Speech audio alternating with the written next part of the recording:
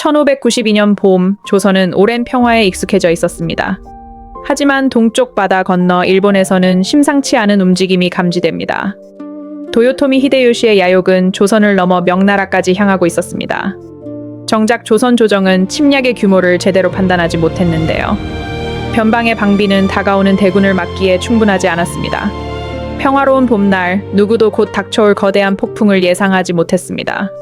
부산진과 동래성에는 어떤 비극이 기다리고 있을까요? 1592년 4월 13일 왜군이 부산진에 발을 딛습니다. 조총소리가 하늘을 찢고 조선군은 거센 공격에 맞섭니다. 첨사 정발 장군은 용맹하게 싸웠지만 적의 기세는 꺾이지 않습니다. 결국 부산진은 함락되고 비극은 동래성으로 번져갑니다. 이틀 뒤 동래부사 송상현 장군이 항복을 거부합니다. 결사항전의 의지에도 불구하고 동래성 역시 함락되고 맙니다. 두 성의 함락은 조선 땅에 깊은 충격을 안겨주었습니다. 도성은 이제 얼마나 더 큰 혼란에 빠지게 될까요? 일본군이 물밀듯 밀려오자 조정은 거대한 혼란에 휩싸입니다. 선조 임금은 백성을 뒤로하고 의주로 향하는 피란길에 오릅니다. 왕이 떠난 도성은 백성들의 불안감이 더욱 커져만 갑니다. 곳곳에서 약탈과 무질서가 판을 치고 중앙의 통제력은 약해집니다. 지방의 사정은 더욱 어려워지고 백성들은 스스로를 지킬 방법을 찾습니다. 이 위기 속에서 조선은 어떻게 다시 일어설 수 있을까요? 절망적인 조선 땅에 희망의 깃발이 오릅니다. 전라좌도 수군절도사 이순신 장군이었습니다. 그는 거북선과 판옥선으로 함대를 정비했습니다. 뛰어난 전략과 리더십으로 수군을 이끌었죠. 옥포해전, 사천해전에서 일본 수군을 격파합니다. 일본의 보급로는 점차 차단되기 시작했습니다. 그의 승리는 육군에게도 큰 희망을 주었습니다. 과연 이순신 장군은 이 위기를 어떻게 헤쳐나갈까요? 1592년 7월, 남해의 판도를 건 큰 싸움이 펼쳐집니다. 이순신 장군은 약 70여 척의 함대를 이끌고 일본 수군을 맞이합니다. 학이 날개를 펼친 듯한 하객진, 조선 수군은 일본 함대를 포위했습니다. 판옥선과 거북선이 맹렬하게 일본 함대를 공격합니다. 일본 함대는 조선 수군의 집중 포격에 큰 타격을 입었습니다. 바닷길을 통한 일본군의 보급 계획도 크게 흔들립니다. 한산도 대첩은 임진왜란의 흐름을 바꾸는 결정적인 순간입니다. 하지만 육지의 백성들은 여전히 스스로 싸워야 했습니다. 일본군의 침략은 백성들의 삶을 송두리째 흔들었습니다. 나라를 잃을 위기 앞에서 이름 없는 백성들이 떨쳐 일어났습니다. 김천일, 곽재우, 영규, 의병장들의 깃발 아래 하나가 되었습니다. 이들은 정규군이 닿기 어려운 곳에서 일본군을 덮쳤습니다. 보급로를 끊고 이동을 막으며 끈질기게 저항했습니다.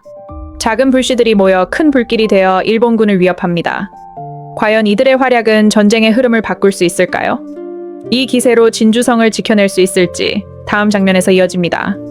진주성 함락의 위기가 다시 닥쳐옵니다. 1592년 10월, 일본군은 진주성을 향해 몰려왔습니다. 김시민 장군과 조선군은 용맹하게 싸웠습니다. 첫 번째 공격을 막아냈지만 안심할 수는 없었습니다. 이듬해 1593년 6월, 적은 다시 진주성을 덮쳤습니다. 이번엔 거대한 물결과 같았습니다. 조선군의 필사적인 항전에도 불구하고 성은 무너지고 맙니다. 진주성은 함락되었고 참상은 이루 말할 수 없었습니다.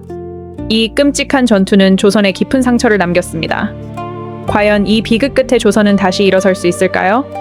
만주 벌판에서 명나라 대군이 밀려옵니다. 조선 땅을 짓밟은 일본군에게 큰 타격을 입히죠. 전쟁은 잠시 소강 상태에 접어들었습니다. 명나라와 일본은 평화를 이야기합니다. 하지만 조선은 뼈아픈 선택의 기로에 섭니다. 명나라와 일본 사이 외줄타기 외교가 시작됩니다. 수차례 강화 협상은 결렬되고 맙니다. 전쟁은 끝나지 않은 채 불안한 시간을 이어갑니다. 다시금 전쟁의 불길이 타오릅니다. 1597년 일본은 다시 침략해왔습니다. 정유재란이라 불리는 이 전쟁은 더 잔혹했습니다. 일본군은 조선 땅을 휩쓸며 약탈과 방화를 자행했지요. 원균이 이끈 조선 수군은 칠천량 해전에서 괴멸적인 피해를 입습니다. 그 뒤 이순신 장군이 삼도 수군 통제사로 돌아오지만 남은 전력은 거의 없었습니다. 전쟁은 조선을 다시 절망으로 몰아넣는 듯 했습니다. 남은 12척이 조선 수군의 마지막 희망으로 떠오릅니다. 절망적인 상황, 조선은 풍전등화와 같습니다. 하지만 이순신 장군은 희망을 놓지 않습니다. 명량 해협 12척의 배가 일본 함대 130여 척과 맞섭니다. 압도적인 열세 속 장군은 지형과 물살을 이용한 전술을 펼칩니다. 믿기 어려운 승리는 조선 백성들에게 다시 싸울 용기를 줍니다. 일본군의 서해 진출도 명량의 거센 물살 앞에서 멈춰섭니다. 그러나 전쟁은 끝나지 않았고 마지막 바다가 기다리고 있었습니다. 이제 이야기는 노량으로 향합니다. 1598년 철수하는 일본군을 막기 위한 노량해전이 벌어집니다. 이순신 장군은 조명 연합수군과 함께 퇴로를 향해 나아갑니다. 어두운 바다에서 조선 수군의 총공세가 시작됩니다. 일본군은 큰 피해를 입고 퇴각하지만 전투는 아직 끝나지 않았습니다. 그 순간 적의 총탄이 이순신 장군을 덮칩니다. 승전의 함성 속에서 장군은 끝내 돌아오지 못합니다. 나라를 지키고자 했던 그의 정신은 오래도록 기억될 것입니다. 장군은 떠났지만 7년 전쟁은 마침내 끝을 향합니다. 7년간의 참혹한 전쟁이 끝났습니다. 하지만 조선은 깊은 상처를 입었지요. 수많은 목숨이 사라지고 문화재가 불탔습니다. 나라 곳곳이 폐허로 변했습니다. 그럼에도 백성들은 꿋꿋이 일어섰습니다. 서로 돕고 단결하여 위기를 이겨냈습니다. 이 전쟁은 우리에게 큰 아픔을 남겼습니다. 하지만 용기와 지혜를 배우는 계기가 되었습니다.